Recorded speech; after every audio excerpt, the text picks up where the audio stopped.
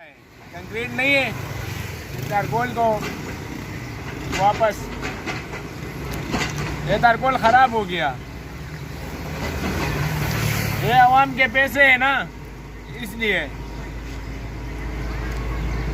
और मेट्रो वाला काम करता है लेकिन सोच बाद में करता है, वो पहले वाला गलत हो जाता है। इमरान खान की हुकूमत है ना, इसलिए। और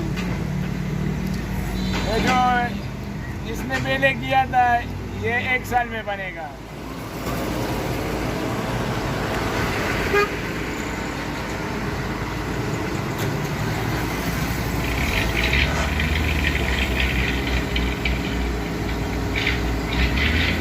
मेट्रो मजूरी योदा बोरानी